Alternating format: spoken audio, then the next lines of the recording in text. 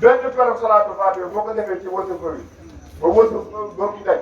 léegi fu nekk nii xam nga ñii bind buñ dikkee ni ñooy def fi nga taxaw nii di ko dagg fii nii ba jëbalu xaas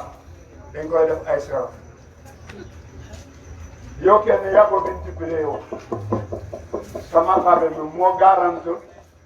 sero yi ba jëbalu xaas sero bi ba jëbalu xaas sero yi ba jëbalu xaas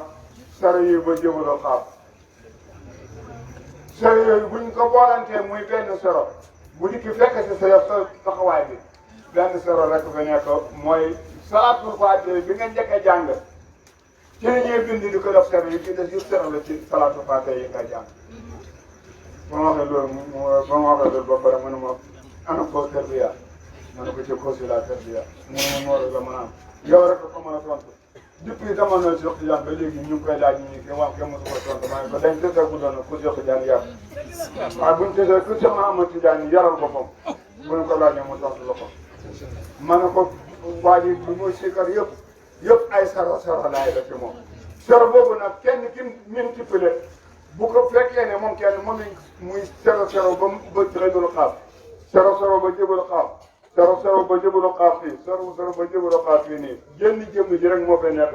sero bi bu dikkee wër moo tudd këm si yetul xaqe ki ma jël ci taxaw mooy wahdatul wujud wa salaam